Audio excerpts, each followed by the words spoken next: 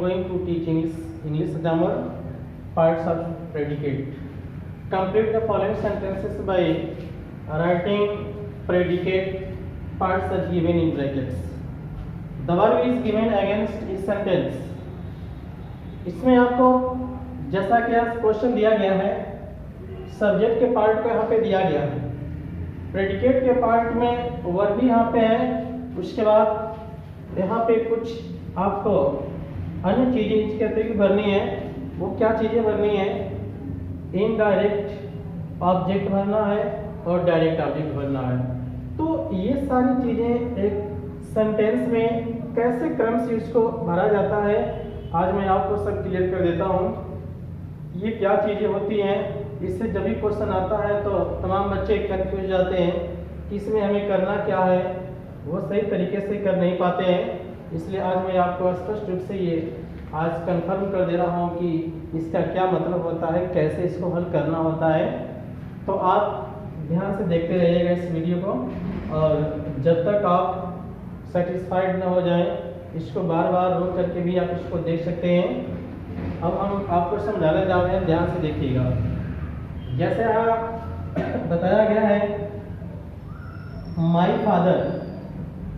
My father ये subject का part है, और यहाँ पे दिया गया जो वर्ड है वर्ब, यानी बाट जो शब्द है यह वर्ब है।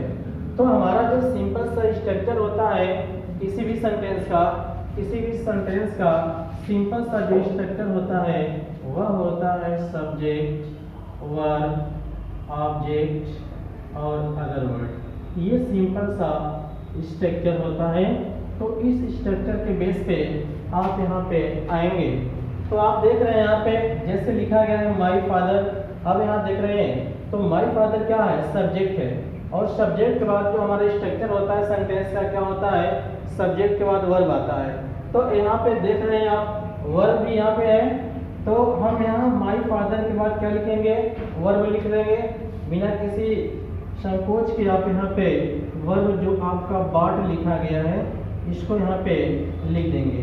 उसके बाद यहाँ पे दिया गया है इन डायरेक्ट ऑब्जेक्ट, और यहाँ दिया गया है डायरेक्ट ऑब्जेक्ट। तो इन डायरेक्ट ऑब्जेक्ट यानी जो वर्ब है, वर्ब के बाद हमें क्या लिखना होगा? Indirect object. तो इनडायरेक्ट ऑब्जेक्ट के जो वर्ड होते हैं, हम यहाँ सेंटेंस के मुताबिक जैसा भी आप इनडायरेक्ट वर्ड को यहाँ पे वर्ड देना चाहेंगे दे सकते हैं।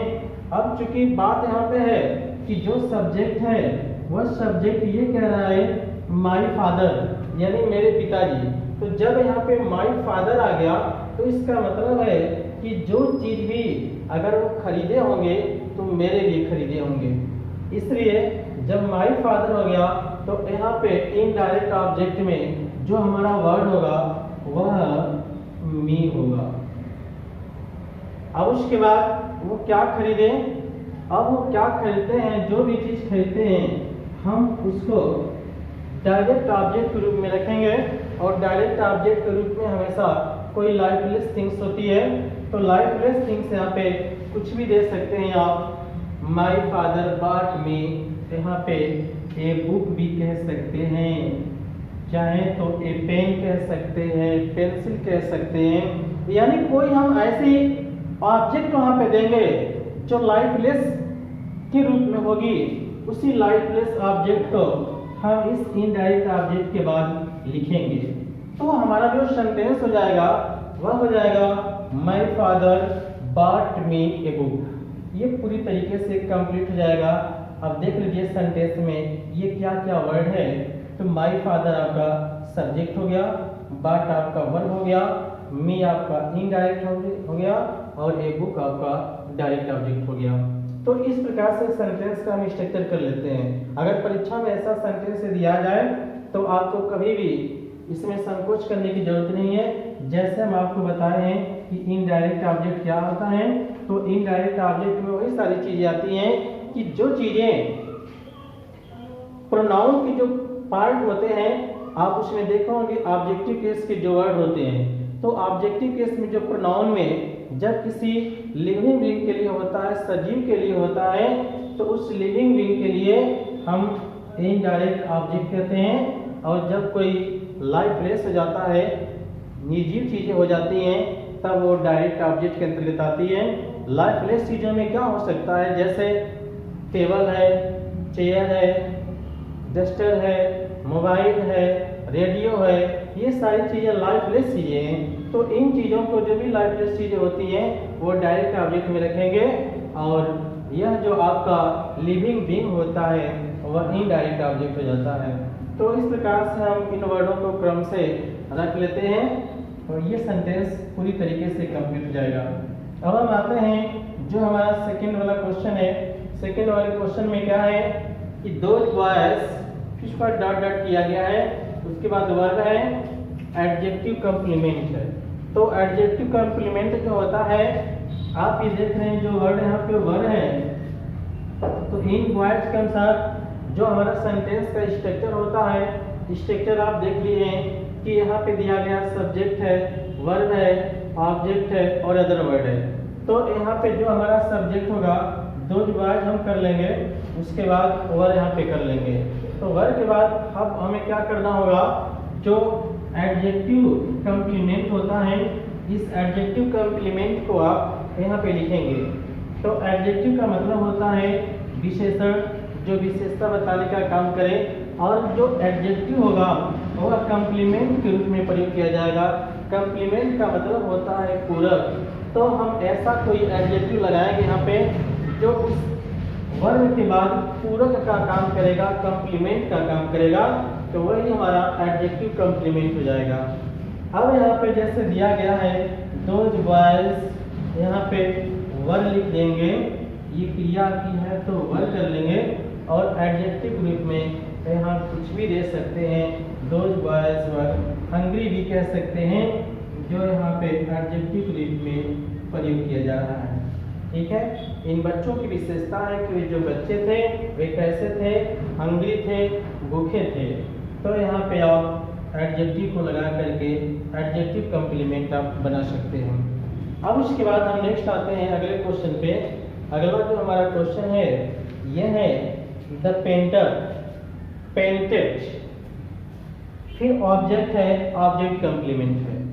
तो हम एक ऐसा ऑब्जेक्ट कॉम्प्लीमेंट के रूप में रखेंगे जो इस पेंटेड के बाद वह कॉम्प्लीमेंट ऑब्जेक्ट के रूप में हो जाए।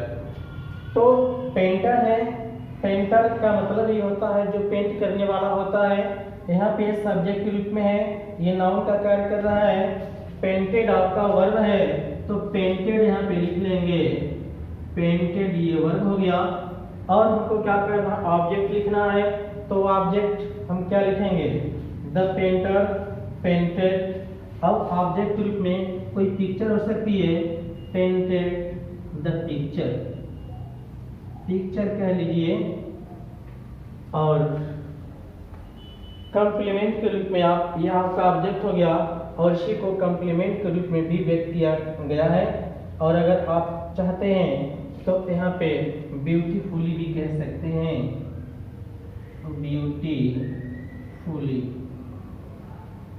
तो ऐसे इस प्रकार से आप कंप्लीट कर सकते हैं, the painter painted the picture beautifully. इस प्रकार से यही जो द पिक्चर ब्यूटीफुली, यही ऑब्जेक्ट कॉम्प्लीमेंट का काम कर रहा है। तो इस प्रकार से जो भी आपके वर्ड होंगे, इस प्रकार से सेंटेंस को आप पूर्ण करके उसको आसानी से बना सकेंगे। और शेष चीज़ें मैं आपको इसके बाद बताऊंगा। अब देखिए, जैसे चौथा क्वेश्चन हमने लिया कि यहाँ पे जो दिया गया सब्जेक्ट है तो वी है, उसके बाद डॉट डॉट है। यहाँ पे वर्ब आपका दिया गया है, उसके बाद है एडवर्बियल कॉम्प्लीमेंट। हमारा एक ऐसा कॉम्प्लीमेंट होगा, पूरक होगा, जो एडवर्बियल के रूप में होगा। तो एडवर्बियल के रूप में जो वर्ड होता है, इसमें नाउन के साथ में कोई न कोई प्रीपोजिशन जरूर ऐड हुआ होता है, उसी को हम एडवर्बियल कॉम्प्लीमेंट कहेंगे। जैसे वी है तो वर्ब लिखेंगे, सब्जेक्ट है तो ये वर्ब लिखेंगे ही, तो वी के बाद वर्ब कर देंगे, वी वर्ब। अब क्या करेंगे, अब यहाँ पे एक ऐसा एडवर्बियल वर्ड लेंगे जहाँ पे कॉम्प्लीमेंट का काम करे, इन द फील्ड कह सकते हैं। तो यही इन द फील्ड, और देखिए फील्ड आपका नाउन हो गया, अब उसके पहले प्रीपोजिशन इन हो गया। अब ये पूरा जब मिला देंगे तो यही आपका एडवर्बियल कंप्लीमेंट हो जाएगा। तो we were in the field. इस प्रकार के सेंटेंस को पूर्ण कर लेंगे। अब हम आते हैं नेक्स्ट, हमारा जो 5वां क्वेश्चन है, मोस्ट पीपुल डिसलाइक, नापसंद करते हैं। ऑब्जेक्ट हम लिखेंगे और वह हमारा जो ऑब्जेक्ट होगा अब फिर जिरंड के रूप में भी होना चाहिए वो। तो यहाँ पे हम इसको लिख सकेंगे, ये सब्जेक्ट है तो वर्ब यहाँ लिखेंगे डिसलाइक। अब डिसलाइक करते हैं, क्या डिसलाइक करते हैं, अब जिरंड के रूप में लिखेंगे playing card, CARD, playing cards. तो अब यहाँ क्या हो गया, most people dislike playing cards. तो यही प्लेइंग कार्ड से ही यह आपका जिरंड के रूप में हो जाएगा जो ऑब्जेक्ट के रूप में रखा गया है। तो most people dislike playing cards. तो इस प्रकार से सेंटेंस आप कंप्लीट कर लीजिएगा। और यदि इसमें से कोई और भी समस्या आती है तो आप कमेंट करके जरूर हमें कमेंट बॉक्स कर दीजिएगा। कमेंट बॉक्स में अगर कोई आप कमेंट करते हैं तो उसका रिस्पांस आपको जरूर मिल जाएगा और शेष बातें आपको अगले वीडियो में बताई जाएगी और इसको ध्यान से देखते रहिएगा।